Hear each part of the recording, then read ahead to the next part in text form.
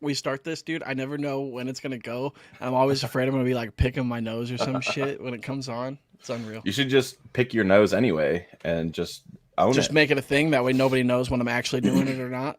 That's right. Exactly. Right. Good call. Good call. All right, Dan, you got some trivia questions for us to start off, bro? I do, man. I do. So we're going to talk about it a little bit later. Okay. But we welcomed a new member of the 500 Home Run Club with Miggy hitting number 500. Yes, sir. So I got a couple quick trivia hits for you guys here. Okay. Do you guys know who the fastest player in Major League history was to reach 500 home runs? I mean, I have a guess, but no. Okay, well, let me hear your guess then. Barry Bonds. I will say. And just for clarity's sake, by fastest, I obviously mean by fewest amount of games to get to 500. Right. I'll say Ted Williams. Hank Aaron should have been. So those are all excellent choices, but they're all wrong. Fuck. It was actually Big Mac. McGuire got it. And 1,639 games. Oh, no way. 5,487, at bats. So it's like 33% of his games he had a home run. Jeez, man. Yeah. Who was the youngest player to hit 500 home runs? Pujols.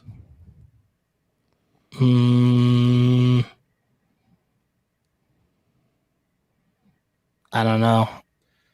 Okay. You don't even have a guess? You just, I'm trying to think of who else in the 500 home run club. So in order, I mean, there's a lot of them. Yeah, never mind. How about A-Rod? Ooh, A-Rod is correct. Dang, oh, really? That was a good guess, dude. Nice. Yep. I So didn't look it up. I mean, I just looked up 500 home run club and saw the first like 5 names. So Yeah, he did it at 32 years and 8 days old. Dang. He got to 500. Okay, last one, and then I'll let you guys off the hook. Who is the oldest? Babe Ruth. Miguel Cabrera. Ted Williams. You mentioned him earlier, Tom. He was 41 years, 292 days old. So Babe Ruth hit it. It has the American League record for fastest. So he did it in 1,740 games. And then Eddie Murray took the longest. It took him 2,950 games to get to 500 home runs. So just some cool 500 home run facts to celebrate. What a chomp. Yeah.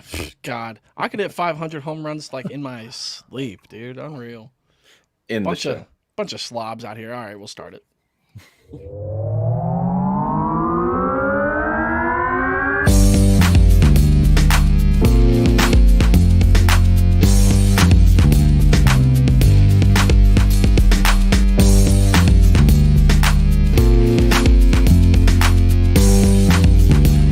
You're listening to the Upper Decker Podcast.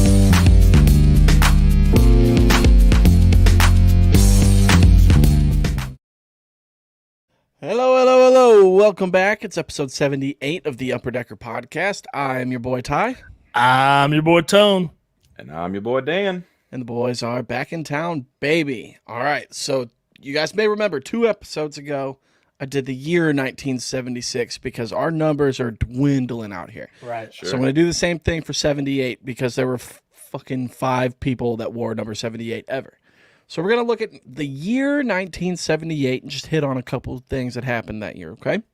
Okay. So we got Bob Forsch for the Cardinals and Tom Seaver for Cincinnati. They threw the 2 no-hitters that year, and they both collected 3 strikeouts each. I feel like that's a very low number of strikeouts for no-hitters, let alone twice. It's also a very low number of no-hitters for a season.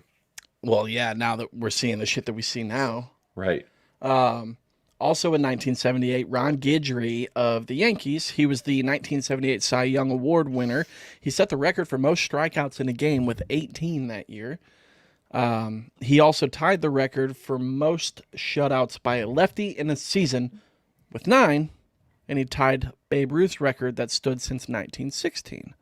So Nice. Guidry had a hell of a season out there. Obviously, that most strikeouts in a game record has since been broken, but stood for quite a while, it seems, 1978 to, what was that, early, mid-90s? Who did it Clemens next? Was did that it. Clemens or Kerry Wood? Which one did it first? Clemens did it first, and then Wood did it And then Clemens did it again, right? like 99, 2000, somewhere around there. Yeah. Yeah. Pete Rose that year also set the second longest hit streak in history of 44. J.R. Richard, rest in peace, he collects the most strikeouts in a season by a righty with 303. Dang. So out there just getting her done. He's the late J.R. Richard, correct? He just passed like a week ago, I think. Do some Googling for me while I read this next thing. Go for it. Dodgers also became the first teams to have 3 million fans attend games in a single season that year. Also in 1978, so stay with me here. This is a little bit of a tracer. So the Red Sox won the final 8 games of the season after blowing a 14-game lead to the Yankees to tie for first place in the AL East, forcing a 1-game playoff. Okay. So at one point they had a 14-game lead for the division, blew that. They were losing by 4, ended up coming back, winning the last 8 to force a 1-game playoff. That That's 1-game wild. playoff that we're talking about ends up being the Bucky Dent game, where Bucky fucking Dent hits a 3-run home run in the 7th off of Mike Torres. The Yankees went on to win their second consecutive World Series title that year over the Dodgers, and I believe it was a rematch of the year before, too. So it was Dodgers-Yankees back-to-back seasons. Yankees won them both. Dang. Now, the last little story here. It's a little story time. We're kind of mixing somewhat of the dope name style in here with the year. Ooh. It's not really a dope name, but some shit happened with this man, all right? Have you guys ever heard of Lyman Bostock? No. Nope. Yeah, me either. You just made that name up. I did not. I feel like we should actually talk about it. So, Lyman Bostock was an outfielder for the Angels. He was murdered on September 23rd, 1978. Murdered. Dead. Okay. That's not good. Not great. Ceased to be living. Not good. Bostock was visiting his uncle and childhood friends after a game at Comiskey Park in Chicago. He drove down to Gary, Indiana, which was only like a couple-hour drive or something. So he went down there after the game and was visiting. After dinner, his uncle was driving Joan Hawkins, Barbara Smith, and himself, and Lyman. They were all in the same car. They were taking the ladies home. Okay?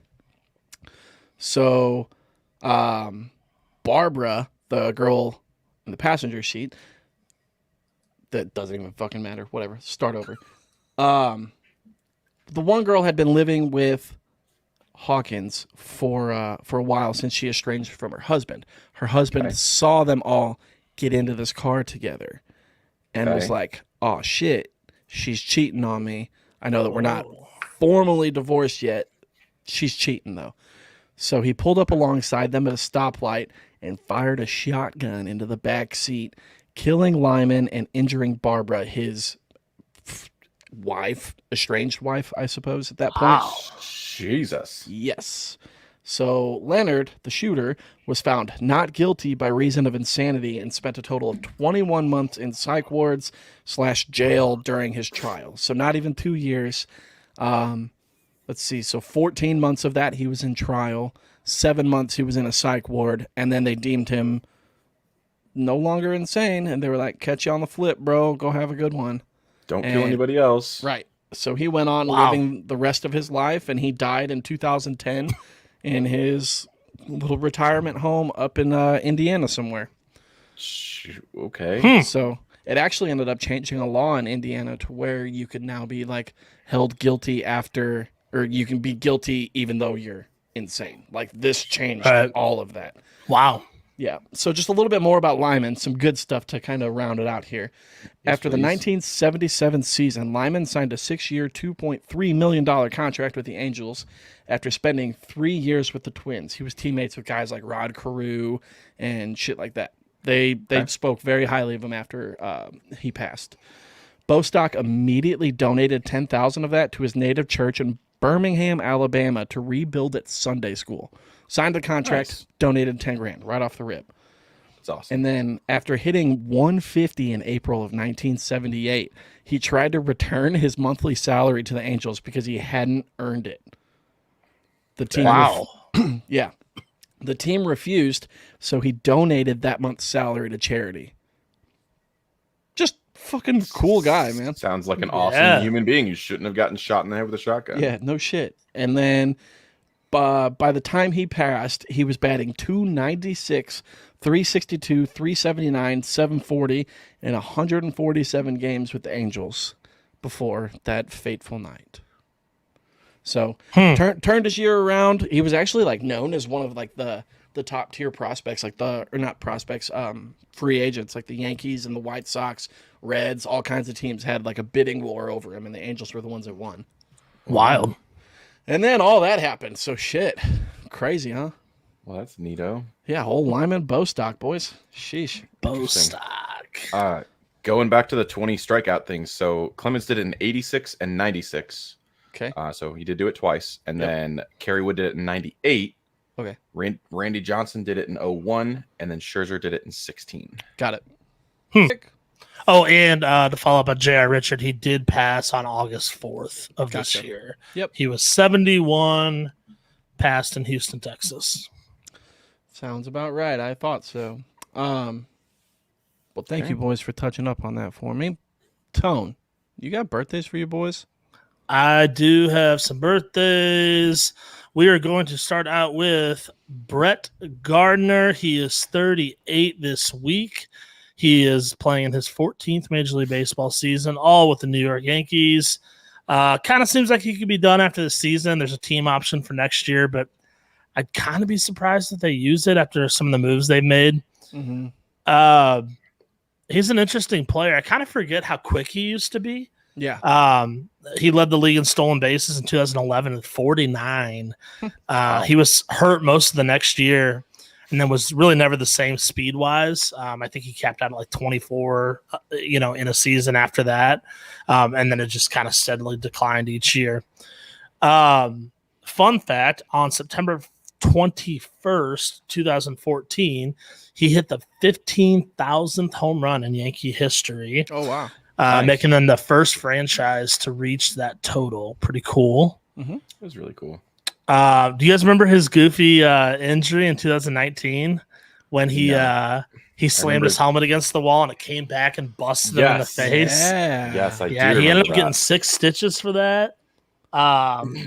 He was on an 0 for 22 skid at the time and was batting 217 on the season. So I kind of get the frustration. Sure. But you got to be careful, dude. That helmet will bounce back at you, man.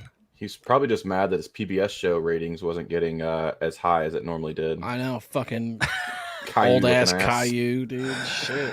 Dude, he's a funny looking dude, man. His neck is just like. All right, next birthday is Paul Molitor. He is 65 this week. He's got quite a resume. He's a Hall of Famer, 7-time All-Star, 4-time Silver Slugger. He's a World Series MVP and also has a Manager of the Year award too. He finished with 3,319 hits. That's a lot of hits, boys. Sure Yeah, it is. Yeah. Yeah. He led the league on 3 separate occasions. I think he had over 200 hits 4 different times. Also ended up with more than 500 stolen bases, which is quite a feat. Yeah. He's quietly one of the better players of all time. I don't think he gets talked about quite as much as some other guys, but he ranks 21st all time in runs scored, 39th in stolen bases, 10th in hits, and 14th in doubles. And all of those rankings are via Baseball Reference since they've included the Negro Leagues as well. So, Oh, wow. so pretty solid numbers there. And then funny, you mentioned Pete Rose's 44-game hit streak in 78. Paul Molitor had a 39-game hit streak in 1987, which is the 7th longest all time and was the longest since Pete Rose's back in 78. So No way. Nice. yes way. Okay, hold on. Before you change people, I've got a look-alike for young Paul Molitor. Are you ready? Yeah. Yep. Oh, yeah, I see that. Yeah. Will Forte, dude. Will I was Forte, dude. trying to figure out. Oh, is who Danny he still looked like. watching? Danny loves Will Forte. Does he? I think so. Man, look at it. The fucking ready 3, 2, 1. Oh, where'd it go? Oh, it is. Yeah, Absolutely. that's him in the flesh. The digital flesh. Oh, that sounds weird. All right, boys. Yeah. To end birthdays, we have a tag team doubling up Tony Tone's dope names of the day. Okay. Get this. We got 2 dudes named Peanuts. Wait, you have 2 nuts? Yeah, no. Peanuts. Peanuts. Yes, I told you Danny loved Will Forte. All right, get this. They're the only 2 dudes in baseball history that were formerly known as Peanuts. Huh. And they would both be 104 years old this week. They were both born one day apart from each other in 1917. How crazy is that? That's awesome. Totally like different worlds. Like Peanuts Davis, we don't know much about him. He played in the Negro American League for a couple teams over a few years. But Peanuts Lowry, we know a little bit more about. He kind of made a little bit of a name for himself. He played 13 years at the major league level, mostly with the Cubs and the Cardinals. He was often referred to as one of the best utility players and pinch hitters of his generation. It's kind of cool. Yeah. That utility man mentality kind of always been with him, even as a kid. When he was in high school, he earned letters in baseball, football, and track and field. He ran a 10-second 100. In his last football game of his high school career, he scored 6 touchdowns. Okay. And all 6 were on runs of 65 yards or more. What? Good God. Dang. So he was a hell of an athlete, man. Yeah, nothing like getting 400 plus rushing yards on your last high school game. Yeah.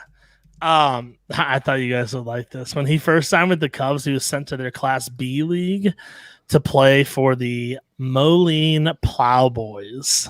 The Plowboys, bro. I've got a new plowboy. I've got a new slow pitch softball team name, bro. The Plowboys. We're gonna be the Yes. Plowboys. Yes, I love it. He ended up having a 43-year baseball career between playing in the minors, playing in the majors, coaching at multiple levels. Damn. But in addition to that, he also appeared in 5 motion pictures, including Pride of the Yankees, which I will be the first person to admit I have not seen, but it is supposedly one of the greater baseball movies of all time. I've literally never even heard of it. Same. Because it was from 1942, but it's supposed to be an incredible movie. He was also in the Jackie Robinson story in 1950. Right. And then fun fact, he was actually teammates with Eddie Whitekiss, who was shot by a deranged woman, which kind of, I don't know, resembles the story that you were telling earlier. Yeah, no shit. But this was what inspired the book and then eventually the movie, The Natural. Oh, wow. So, Okay. yeah, he was teammates with that guy. So, Huh. And then apparently the woman that killed, or not killed, but shot Eddie Whitekiss, apparently she also had a crush on Peanuts Lowry, and it was said that he might have been the next victim had they not caught her. Ooh, shit. Peanuts. So, just a couple of peanuts for you this week. Just a couple peanuts in a pod, dude. 2 peanuts in a pod. I want to go back and ask you something. You said he had a 10-second 100-meter dash in high school? That 100-yard, 100-meter, but that's what it said. I didn't calculate it though. Okay. Is that fast? It's very fast. It rung a bell in my head. Usain Bolt ran 100 meters in 9.58. So Peanuts is either the second fastest man in the world. Well, I can't speak to the validity of it, but I can promise you that I typed it in there correctly. I remember seeing it. That's fine. I'm just giving old Peanuts credit where it's due. I mean, maybe he was the fastest human of all time at one point. Man, now I want to know. Well, I mean, he scored 6 rushing touchdowns. That's that what were I'm 65 saying. plus yards. The kid broke through and been gone. Was he that fast, dude? He might have just been that fast, bro. Huh. Didn't he go to the Olympics? I don't know. Let's see here. He They don't allow guys named Peanuts in the Olympics, bro. He ran the 100-yard dash in 10 seconds. That's what his biography says. I don't think that's much of a difference. On the Society for American Baseball Research. Perfect. I'll count it. The Wow. previous Second fastest man in the world. Previous fastest man alive. Look at that shit. Holy cow. And he did it in high school, bro. Shit. Yeah. And then I also just want to give a special shout out to Dizzy Nutter. Oh, my favorite sex position. Who would be 128 this week and still sits atop the Dope Name Hall of Fame. Will never be dethroned ever. Yeah, big respect there, Dizzy Nutter. Dude, say Dope Name Hall of Fame real quick. Dope Name Hall of Fame. Sounds awesome, man. I like It's it. It really sounds fun. awesome. Dan, you try now. We all did it. You do it now. Welcome to the Dope Name Hall of Fame. Starring Oh, shit. Dizzy Nutter. A whole phrase to go with You it. sound so much better without a beard. Oh, thanks. It's the It was words really that actually come affecting out the now. quality of your voice. Yeah. Yeah. Yeah, I appreciate that. Oh Yep. my God! Look at these guys. Look at these guys. These are your birthdays. And Is that your... Paul Molitor? Yeah, that's old Paul Molitor and the Yeah, twins sat there. Yeah, manager Paul Molitor. He Brett looks Gardner is- nothing like Will Forte anymore. Maybe He we looks gotta like get a hold of old- Will Forte and let him know what he's in for, dude. He looks like a digitally aged Will Forte minus the mustache now. Oh, he looks really like look the at him. You can see fucking it. Crypt Keeper, dude. He does look like death a little bit. Yeah. Oh, I'm so sorry, all right. Paul. Look at Brett Gardner then instead. Take your mind off it. Well, he is he's straight not up much narking better, on somebody. dude. Not Do you much think Brett better. Gardner has fun? Like just like in life? Like do you think he ever smiles or like enjoys anything? I don't know, man. The way he beat the shit out of the dugout last year cracked me the fuck up. So I gotta think that's at least a little bit of fun. I guess. I don't know. But other than that, no, not really. No. Right. Not as much fun as Peanuts, that's for sure. Yeah, Peanuts is getting it over there, dude. God, Peanuts, take me away, sir. All right, boys. We are going to talk about this real quick before we move into Wheelhouse. So if you are here and watching, or if you are listening to this now in the future, whoa, That didn't make sense. shit. You're listening right now in the future. Well, when you hear that, it's going to make sense. It's going to be like, oh, shit, it's right now in the future from when they recorded this in the past, bro. It's true. Wow. Just track it, Tone. Either way, sign up to be a monthly contributor over at anchor.fm/upperdeckerpod/support. You can do 99 cents, $4.99, or $9.99 a month. Everything that you contribute goes back into the show. We get new equipment, new merchandise, helps pay subscriptions for, StreamYard or StatHead or whatever it may be. So go ahead and do that. If you can't afford to be a monthly contributor, but you do want to do a one-time donation, head on over to PayPal at paypal.me/upperdeckerpod to do a one-time donation. Also make Ty do stupid stuff or wear stupid stuff if you give Correct. a donation of $20 or more. $20 or more, you get a message read by your boy, no matter what the message is. Meh. We kind of draw a line there. We reserve the right to filter it first. Correct. With that being said, boys, let's dive into Wheelhouse here. Tone, you want to lead me off with who's hot, bro? Yeah, man. Your boy Tommy Pham is hot. Fami He Tam. hit- Fami Tam. Fami Tam. Okay, I'll give it to you. Yeah. He hit the longest homer of 2021. It was a 486-foot moonshot off Herman Marquez Oof. at none other than Coors Field, naturally. I just want to say that Tommy Pham is legally fucking blind, and he's hitting 500-foot boom shots, dude. Yeah, I feel Jesus. kind of shitty about my life. Yeah. But anyways, yeah, he's also been hot. stabbed though, so ups and downs. Ooh, good That's point. I fair. forgot about that. That's fair. Been stabbed, blind, but also crushing 500-foot dingers. I'll take it, dude, for real. Yeah, be yeah, honest. probably. You know who else is hot, boys? And not just Do by it. looks. Do it. Freddie Freeman, my boys. Freddie Freeman hit for the cycle for the second time in his career. He has 2 of the 4 Braves cycles in the Atlanta era. So good for him. Doesn't look like much of a speedster, but by golly, he hits it in the right spot of the park. He's getting that triple, dude. Yep. He I was love seeing it. hustling. The other He night, knew man. what he was doing. He was Yeah. like, I get a chance for a triple and 3/4 of the cycle. Now I just got to hit a I'm taking dinger. it. No problem, bro. Right. No Right. problem. Love me some Freddie, dude. He's. I think we talked about it before. Adrian Beltre had 3 career cycles, and now Freddie's got 2, and both of those players are like very weird cycle hitters in my brain. Yeah. You Yeah. don't expect it. Right. Well, shit. Prince Fielder hit an inside the park home run once. So Prince Fielder also hit for the cycle, okay, and Oh. makes sense to that. and Jose Molina. I've just got them off. I'll just rattle them all Why off do you know all the cycle hitters? because he did it for the Rangers. That's all. Okay. It may have been Benji. Oh shit. Anyways, I'll double check it, but it was I one know- of them. Yeah, I remember Jose played for the Yankees and the Rays. I don't remember. Rays. I know Benji played for San Francisco Benji super played for the Anaheim.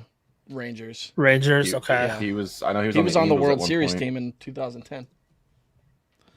Mm. Yeah, I think I knew that actually. it was Benji Molina hit for the cycle against Boston in Fenway. That's Wow. Crazy. It's real fun to watch. That's a good one to go watch if you guys ever get a minute to go watch the highlights of. Hell yeah. Dodgers, Yankees, and your Braves are all also in the hot column too. They've got 9-game win streaks. Now, one of them is going to come to an end tonight because the Yankees and the Braves are facing off against each other. So that'll be interesting. And I mean, who would have thought that like making trades at the trade deadline would actually make your team better? Like it's weird. It's crazy. Right. You look at these teams. I mean, obviously the Dodgers doing what the Dodgers do no matter what. Yeah. But they did have the big acquisitions of Trey Turner and Max Scherzer. Mhm. But now you look at the Yanks and the Braves, who just completely rebolstered, their lineup almost, and now they're doing good. I mean, the Braves It's weird. are 5 games up in the East now. Yeah, they're like pulling away with it all of a sudden. What in the is last week going and a on? half. What is going on, bro? It's crazy. But yeah, so maybe next year we'll see some teams, dive in there at the trade deadline. Doubt it, but these teams are setting good examples for it. So we'll see. God, I hope so. What about the last? What about that? Go. I would say the last one on here too. We've got the Reds, who have officially moved into the second wild card spot and passed the Padres, Yeah, that's who wild. we will talk about in just a second. But yeah, the Reds have had a great second half, man. They are a team to watch. We all said at the beginning of the year Mhm. that they were a team that you needed to keep an eye on. I really would have liked to see them get another starter at the deadline. Agreed. However, what they're doing right now seems to be working out. So fucking get after it. We knew their Yeah. offense would carry them somewhere. Sure. Yeah. So I like seeing the Reds move into that position. I hate seeing the Padres be the team to drop out though. Right. Agreed. I don't know. Speaking of that though, we're going to talk a little bit about who's not hot right now. Jesus Christ, the Orioles are not hot. The Orioles are about as cold as it comes. They have lost 18 games in a row. The last team to do that were the 05 Royals that lost 19 games in a row. Before that, none of us were born, and that says a lot for old Pawpaw Dan. It'd be true. the Orioles, of course, in April of 1988. So that's pretty fucking nuts. I was in my mommy's tummy. I was too. My mommy's tummy. Get out of here. I was totally there. I saw you. I don't like the way this conversation's going. Sorry, Mama T. I can't even. All right. Baltimore is they're 5 games away from the record of 23 consecutive losses set by the 1961 Phillies. Come During on, the baby. streak, they've allowed an average of 7.2 runs per game, while only That's a lot of averaging runs. 2.6 runs scored. Woofy, woof, woof. That's So just- I'm looking at their schedule. They've got the Angels right now. So if they can beat anybody, it's probably going to be the Angels. But then they've got 3 against Tampa and 3 against Toronto and 3 against the Yankees. it's not looking So- good. They could, as long as we just need the Angels to help us out here. I was looking up too. They were actually in the 10 games before this streak started. They were 7-3 in those 10 games. Mm-hmm. They weren't playing bad baseball, and I don't know. It's just Now they are. Yeah, I think that kind of slid away from me because, like, I've kind of I've liked watching the Orioles this year. Like they've got a lot of surprising young talent that I like to Mhm. see. And I know they started off the year pretty hot. They played like a month or two where it was like, holy shit, the Orioles are like kind They of were doing something. Right, Top of the AL East for a minute. Yeah, now it's like, yo, turn that shit off. Yeah, it probably didn't help too that every other team in that division like bolstered up at the trade deadline, and they Yeah, didn't. right. You know, I mean, and I Right. don't blame them for not doing so. Sure. There wasn't a reason to, but Mhm. it's just that's how it goes, right? I just feel bad for guys like Trey Mancini, Cedric Mullins, who's having a killer year. Just the guys that you want to do well, and you were kind of maybe hoping they could get traded out there so they didn't have to deal with this kind of shit. Yeah. But what can you do? Yeah. Well, fucking enduring shit like that makes you a better person and baseball player. So next year, Ryan Mountcastle, Cedric Mullins, and Trey Mancini are going to be co-MVPs because they are dealing with some fucking bullshit out there, bro. Hey, you know who else is not hot? Who that? Jake Arrieta. Color me Are we shocked. talking stats or are we talking attractive? Because he's still pretty attractive. Definitely stats. Have you Okay. seen him without the beard though? It's all the beard. Yeah, Who I think cares? it's the beard. Nah, I think it's the beard, dude. he's handsome. All right, whatever. He rocked a soul patch in Baltimore and still looked good as shit. So There you go. We talked about him last week because the Padres signed him kind of out of nowhere. Kind of seemed weird. This is after he was straight up released by Philly, correct? the Cubs. Or the Cubs, rather. Yeah. So he goes into San Diego. He makes his first start. He allows 5 runs over 3.1 innings pitched, and then pulls his hamstring. Jinkies. So not only is he hurt, but he's also sitting on a 7.13 ERA on the season. not too good there, Mr. Arrieta. No. No, that's not great. Did you guys see that dumb shit that Jack Morris decided he was gonna do? Oh, Did y'all see that Idiot. shit? Jackie boy. Idiot. Did you not learn from Stephen A. Smith? Like, did you not?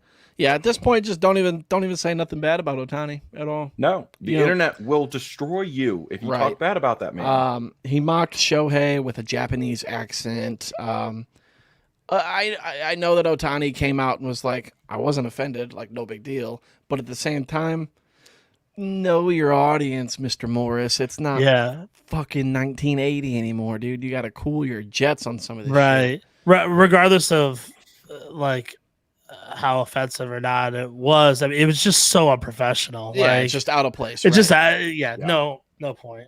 right. So All right. Let's get this one out of the way. Do it.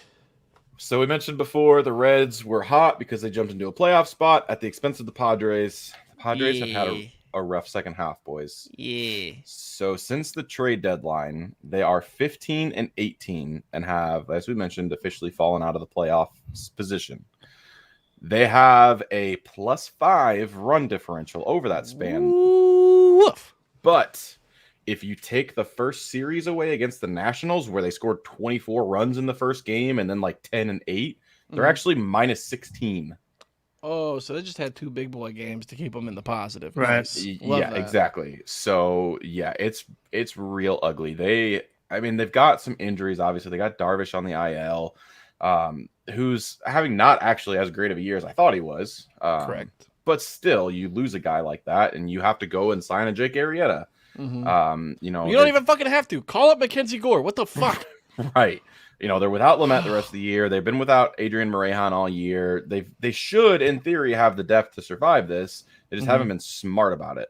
So they got to get that offense running, and they have got to learn how to stop letting runs up, man. That bullpen is too good to be letting up as many runs as they have, Right. and the rotation is too good to be letting up that many runs. True. And just continuing off of that, their offense is way too good to not be scoring that amount of runs. Like, Exactly. who the fuck? Look at that lineup, bro. They should be scoring like 40 runs a game. I mean, you've got the likely MVP in Fernando Tatis on your roster. Like, do better. Mm-hmm. I mean, not to mention, you've got another runner for MVP with Manny Machado. You got current reigning rookie of the year, Cronenworth. Yes or no? Did he win last year? I forget. No, I think he No. got second. Correct. He lost out to National League give me a MVP? second. Fire it off, Tone. Fire it off, bro. You got this. I'm gonna look it up while you do it. You Oh, got it, bro. I don't know. It said he got second, but then it says, he tied for it's- second with Alec Boehm to Devin Williams, who won. Devin Williams. Yeah, because it was That's Devin right. Williams, Kyle Lewis in each league. That's right. That's right. St. Louis boy. Well, whatever, boys. Tell you what, Padres, get your shit together, or don't. I guess I don't know. Fucking, Right. I like to see the Reds in the playoffs. That's fine. It is also kind of exciting to see that there's another team in the Central, the National League Central, kind of pulling for a playoff spot. Whether it be the Reds or the Cardinals or not. Like, I just hate to see divisions so bad that only one team makes it out. Right. Same thing with the NL East right now. Like, what are you gonna fucking do at this point? It's whoever wins that is it. Here we go. Here's the best case scenario. Yeah. The Reds and the Padres tie across all the qualifiers, and they have to play a one-game playoff to get to the one-game playoff against the Dodgers Oh, I like that. for the other wild card spot. I like it. And then that winner goes on to face probably the Giants. Ooh, I like that. You put what do? You put Sonny Gray up against Blake Snell or Joe Musgrove. Joe Musgrove. Musgrove, I think, has had the better year. Dog, I Yeah, totally forgot that we're back to the one game wild card this year. Yeah, bro. Woof, Yeah, wild card dude. 1 and 2 face off against each other to go against the number 1 seed. So Woof, dude. Woof. It's gonna get tight. yeah, it's gonna be fun. So we got a couple big name injuries to kind of cross off here. We'll get them out of the way, and then we'll start talking about some cool shit. So DeGrom is unlikely to return this season. According to Mets staff and manager and fucking Steve Cohen and all of them, they're just like, yeah, we're probably going to just shut this guy down at this point. Sucks because he was having literally the greatest pitching season of all time. And it just seems that the Mets kind of don't know how to handle injuries. Therefore, we won't see it happen this year. Hopefully he comes back healthy in 2022 and we get to see him start right where he left off in 2021. And then we also have Chris Bassett. This was fucking brutal, boys. Dude. Brutal. Took a 100-mile-an-hour line drive to the face Tuesday night off of White Sox outfielder Brian Goodwin. He was taken off on the cart, released from the hospital the following day after receiving 2 stitches. However, he was diagnosed with a fracture in his right cheek, and which that'll require surgery. I think he's actually undergoing surgery today, so should come out okay. They said it's not like a difficult surgery, but obviously, facial surgery is kind of a big fucking deal. Sure. Thankfully, there was no damage to the eye itself or the head, according to the CT scan. So it appears that he's going to make a full-time recovery. Just obviously don't want to rush anything like that. So we'll see. They don't have really any timetable for his return, but everybody in that clubhouse seems confident that he will be back, whether it be, at the end of the season or to start 2022. Yeah, that was rough to watch. I was talking to old Jess about it. She was a little shook up. boys. Yeah, it was nasty, dude. It was, that's tough to see, man. Yeah, they were saying that, they've got posters of Bassett hanging up all throughout the clubhouse and shit, like do it for Bassett type shit. So That's pretty cool. yeah. Yeah, he had tweeted out or sent a message out or whatever like the next day, and then the Oakland PR team had let everyone know that night he was okay. He was conscious and conversating and all that fun shit. But yeah, I think I read that was he rough to watch. I think I read that he never lost consciousness either. So that's always a good sight. Just Right. busted ass face, There was a lot of blood. It was, yeah. Yeah, it wasn't pretty. Woof. Okay, boys, let's move on. Some cool stuff / notes here. We've got MLB proposing $100 million team salary minimum with $180 million luxury tax threshold. So, Papa Dan, you were just talking about this. Tell us a little bit more, bro. So I like the floor. I love the $100 million minimum floor because there were literally 12 teams this year that had payrolls under 100 million. So that's a third, over a third of your teams that are below that floor that would have to spend more. with the Indians, I don't know, leading the charge, I guess, at 48.7 million. So what I don't like is the $180 million cap. I don't like it coming down. I still think it should be at 210 and 100 as the minimum, and then everyone should be in between there. And I also saw that they were proposing that if you go over the 180 million, it goes to the teams at the bottom. And I don't like that either, because you're still being rewarded for not getting up to the floor. So it defeats the purpose. Well, so then it also kind of hinders the teams that are spending, because it's like, oh, the more that we spend over goes to our opponents. Better our teams get. Yeah, exactly. Right. So I like, if you go over or if you go under, you get taxed whatever, however they want to work the tax out. And then the tax goes into the general. I mean, it can go into the revenue share, or it can go to teams that are between the two spots. I don't care. It can go to something to grow the game, for all I care. Right. But the floor is at least a step in the right direction. So we're heading. This is obviously the first thing they proposed, so we know this isn't going to be the final solution with the CBA coming up here. But if the league itself is willing to put a floor in, that's a good start. Yeah, I'm not saying that tanking doesn't work, because it does. We've seen it work to the maximum, possibility. But it's just not fun for the average fan. Right. We're pretty diehard baseball geeks, and we could understand and somewhat appreciate when a team is going through a massive rebuild, and we can, we're into the prospects and all that kind of stuff, and can kind of run with that. But there's a lot of fans that don't, and that's a lot of dollars that the team's missing out on. And I think it's just time that teams figure out how to, if they want to rebuild, that's fine. But you need to put fans in the stands at the same time. You need to give people a reason to watch your games. So. Yeah, absolutely. And it's cool. Oh, go ahead, Ty. I was gonna say, just for standards based, the Rangers right now, their estimated 2021 payroll is 97 million. So you could still have a team out there like the Rangers who aren't great, aren't really competing, but are rebuilding at the same time, still spending 97 million a year. So it's not like you're gonna have, your teams aren't going to be fucking fantastic, but it's at least going to give you the money to go out and force you to bring names in, to bring fans into the stadiums. It's going to force you to go get players and just fucking see what happens. I mean, I don't know the last time the Rays have had over $100 million in a salary, and they win every fucking year. So that was actually my next question. What does that look like for them? Because if they're as good as they are now, not spending that much money, imagine if they could take that same talent development, same management system, style of baseball, all that, and put better but also they're forced to pay some guys too. Damn. Well, that could be dangerous. I think this could go hand in hand with also redoing the pre-arbitration and arbitration system as well. Because you also think about guys like, staying on the Rays here, Randy Arozarena, who is probably your clear rookie of the year for the American League. But he's going to be under, the team is going to be able to dictate his salary for the next 2 years.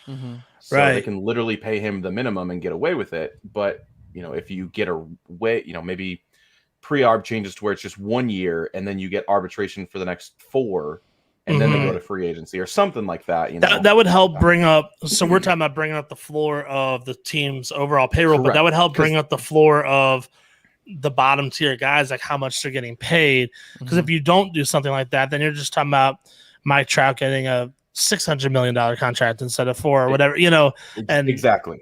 So that's a good idea, buddy. I like that. And it'll help with that middle class of free agents too that we've kind of seen in the last couple of years. Right. That kind of, you don't sign until don't let these guys go 6 years making league minimum. Get them paid after 2, after 3. So that extra money could go to guys like Randy A, like you're talking about. Yeah. So just to kind of tack onto what you're saying there, Dan. Then, so Randy this year is making $581,000, which is damn near minimum, right? Right.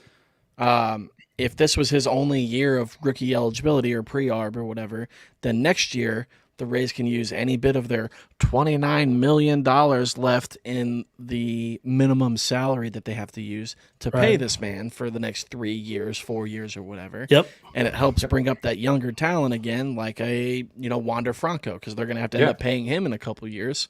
Yep. So why not, spend it on Randy now while you can, and then in 2 years or whatever, whenever Wander's arbitration eligible, you can give him 10 mil instead of dicking him around at fucking 600, 700,000. Yep. Yeah. You're not going to see headbutting over $100,000 during arbitration cases anymore. Yeah. You also might be able to see teams hold on to players longer. I was thinking about Jack Flaherty with the Cardinals, and I'm a firm believer that he's as good as gone. Yeah. As soon as he's a free agent, he's the type of player that just wants to feel valued and wants to feel that his worth is being represented. Yeah, and it's not at this point. And if the Cardinals, had to spend some extra money they're above the floor, but you know what I mean. That if he could be getting paid, even just like $5 million a year or something like that, right? He might feel like he will stick around more. I'm just gonna play a little devil's advocate here. Would that also potentially be bad for teams like the Cardinals? Like, I don't know exactly what their salary is right now, but if it's at like 130, 140, whatever, like 160, 165, I think. Yeah. At the end of the season. So say it's at that. I know that dropping 60 mil in a season is ungodly, but say it hits the trade deadline and you're like, shit, we're not even going to do good this year. Let's offload $60 million worth of contracts. Obviously, this is all theoretical, and I think it's probably fucking impossible. But like, does that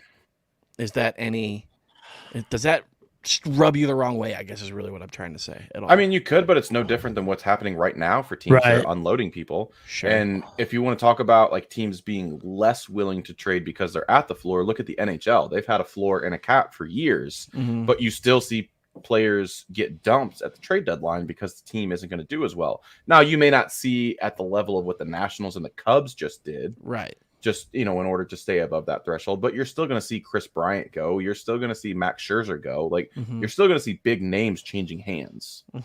Okay. I just figured I'd ask real quick. I like it. I don't really like the salary cap at all, but I like the minimum. I like that. Sure. Also, boys, Miguel Cabrera joins the 500 home run club, as you talked about earlier. Dan, you love to see it. Ever since the guy's been in the league, he's loved playing the game. He's been a fun to watch. He just fucks around with everybody, and it's the greatest. Dicking around with Ohtani. I was going to say, did you see him steal Ohtani's batting gloves? Yeah. Dicking around with Ohtani the other day.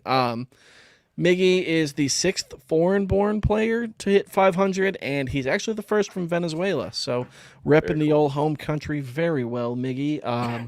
He's also, I think we talked about, like 60 hits away from 3,000. So, he's just right there, about to cement his way into Cooperstown, and you love to see it. Yeah, I think you're more likely to see that at the beginning of next year, but he's got 2 more years on his contract, so you're going to see it at some point. Exactly. And then last but not least, I actually am guilty of not being able to watch any of the Little League World Series so far. Yeah. If you guys have been watching any of it or not. No. But our old friend of the show, Xavier Scruggs, has actually been killing it in the broadcast booth. So I see him on the highlights and I see him sharing stuff on Instagram and Twitter and everything. And he's doing a great job up there. So it's really cool. The Little League World Series is always so much fun to watch, dude. They play so hard. I watch the last game usually. That's about it. I don't want to see these little fucking scrubs out there, dude. I'd be taking them deep every time. You would not either. You would not. They're 12. Bro, I guarantee it. Dude, just threw a no-hitter. I would have hit 6 dingers that game. Easy, bro. You're such a shit, dude. How is that fun watching these little ass shits just out there fucking crying and shit on the field? Get out of here. They're not. No one's crying on the field. Bro, so many kids cry during the Little League World Series. This shit ain't fun. Todd played in the Little League World Series. How do you guys enjoy it? Unreal, boys. You're the worst. No, for real though. Little League World Series. Go watch it, I guess. Fuck it. Now we've got our boys. Let's talk about that. What do you guys say? Dan, you want to talk about it? How you feel, bro? I'm ready. Do you have to? I don't really we have to. Yeah, let's fucking get it over with. God bless America. All right, so last week, Dan chose Will Smith. Tone had Eloy Jimenez, and I took the hot hand Ozzy Albies. Let's see who ended up where. Third place goes to... Yeah, I'm pretty sure I set a record on this one. The lowest boy points of all time. 2.5 boy points, bro. Yeah, that's pretty bad, bro. He went 2 for 18 with a single and a double, and that was it. So I guess you can just call me the streak killer, my dudes, because I've been doing this all year long. Coming into this week, he had 3 home runs or 3 games in a row with a home run. Yeah. Didn't have a single home run last week at all. Yeah. I rocked 4 total bases because along with that 1 single and 1 double, he also had a walk. 7 strikeouts to counter out that 1 walk, though. Pretty good. And yeah, not good. Not good. 2.5 boy points is pretty bad. Ty, you gonna say it? No, you go ahead. I have bad news for you, Dan. What? I think you actually had 1.5 boy points because the walks don't count as total bases. Either way. I think if you had a single and a double, you only had 3 total bases. So Cool. you had 1.5 boy points. Even better record that will never get touched again. We're just gonna move it to an even fucking 0 because I had to type Will Smith baseball catcher just for Google Images to show up. It was a fucking piece of work, dude. Oh my goodness. Unreal. Yeah, All right. Second place goes to your boy here. I had Ozzy Albies. Again, playing the hot hand. Dan, we got to figure something out here, bro. Ozzy was probably the hottest hitter coming into last week, and I was like, fuck it, man, I'm doing it. He went 5 for 27, 185, OPS of 456, so not great. Again, 0 home runs. None of us hit a home run this week, spoiler alert. Ozzy had 6 total bases, 4 RBIs, 3 runs, 2 walks, 7 Ks. He did have a stolen base. So all of that accrued for 15.5 boy points. Shouts to you, Ozzy. Get it done, bro. And I won 4 weeks in a row. Yeah, shut up. Eloy Jimenez. It wasn't actually that great of a week for him. He went 7 for 30, 233 average, 558 OPS. He did get 1 hit in every game. I think he's got like a 10 game or so hit streak going on right now. Very well. But he literally just got 1 hit in every game. No multi-hit games, no home runs, 9 total bases, 5 RBIs, 2 runs, a walk, 8 Ks, and no stolen bases. But it comes out to 19 boy points for the win. Get out of here, Emily. Don't even put that comment on the screen. Oh, God. What did she say? Jesus Christ. 4 weeks in a row. Whatever, Number 1 dude. fan. Yeah, you've only got 1 fan, Tone, so it's not that hard. Oh. Yeah. I'm just kidding, Emily. No, I'm playing. Yeah, I don't know, Tone. I tell you what. I know your secret, and I see it, and I'm trying it out this week as best as I can. What is my? I don't even know if I know my secret. You know your secret because you know it. You know your secret. What's my secret? Well, you've been going with guys in the Central, so it's not like you can pick like the greatest players, Right. but you're picking guys who are playing more games than us. Oh, well, yeah, that's definitely a factor for You're sure. doing it on purpose every time because your guys always play 7 games. Dude, I try to get Yes. 7 games every time too, but it's just not always possible. Yeah, Right. same. My if I guy can this pick week doesn't 7 have game 7 games. Though, Yeah, so. usually I settle for about 6, but every time I put the stuff together for you, always 7. So Yeah, typically yes. This upcoming week is different though, so maybe you guys will finally beat me. Oh well, Probably not though. yeah, well, fucking whatever, dude. Let's talk about who we got then. Shit, move on. Fuck. Oh, this is tight. This is tight. I like this a dig lot. that a lot. Man. So, for those of you listening, you're really missing out now. We got a Wizard of the Oz crop job with Cody Bellinger, Xander Bogaerts, and Christian Yelich. It's really a handful, and I love it. It is pretty good. I dig it a lot. Let's see. Dan, you came in 3rd place, so go ahead and talk about who you got and why.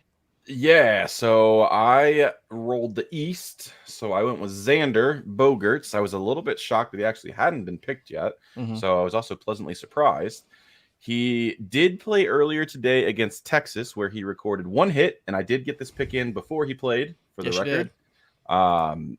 So, I mean, I don't even know what kind of hit it was. I just know that he had a hit, but I know that the Red Sox lost 10-1, so it wasn't great regardless. But he's got 3 more this week against the Twins at home, so I'm hopeful there. And then he's got 3 on the road in Cleveland, so I'm hopeful there. And Oh, for man, the love of God, please be better than Will Smith. Holy shit. I got 2 questions for you also, though. Yeah, bro. 1, are you sure he got a hit? And 2, are you sure they so. lost 10-1? Because you were wrong on both of those. Oh, did I look at yesterday's? Yeah, you did. Oh Oh, no. my bad. He was 0 for 4 today. The Red Sox won 8-4. Travis Shaw hit a walk-off grand slam against Texas. I did see that, actually, Yeah, and yep, it didn't even dawn on me that that's what happened. Yeah, I definitely looked at yesterday. Yeah, That's here's okay. today. You're really doing Or great. Saturdays, rather, not even yesterday's. God, so good. I'm just on fire, boys. But he did have a run and a walk, so He did. I'll He take did. that. There you go. 2 points so far this week. 2 boy points. Yes, Proud of you. already ahead of last week. I spun for the West. I'm taking Cody Bellinger. He has been cold. I'm going opposite at it. He has been cold as shit this last week. He's got a batting average these last games of 0.93. Ooh. I looked that up. So, Mr. Bellinger, smoke a little bit of that dank, my guy. Get out there and crush some ding-dongs. He's got 3 at San Diego and then 3 versus Colorado at home. I wish that was, flip-flopped. But Sure. either way, it's Cody fucking Bellinger. We got a reigning MVP here. Man, I hope he gets out there and just gets after it. Love that guy. Speaking of not raining, but former MVPs, Christian Yelich. Oh, yeah, Bellinger's not reigning, but I meant former. That's what I meant. Yeah. Oh, I wasn't correcting you. I was just talking about Yelich being a former one. But Okay. yeah, all good. Yelich is finally heating up, boys. I Yes. did not think I'd be Yeah. picking him at any point this year, to be honest with you. But over the last 7 days, he's batting .360 with an even 1,000 OPS. He's got 3 versus Cincinnati. Cincinnati.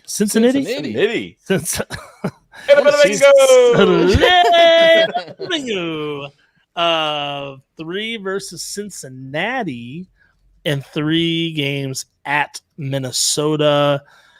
I'm not gonna lie, I meant to change my pick and I forgot to do it because Paul Goldschmidt's been pretty good and he's playing Detroit and Pittsburgh this week.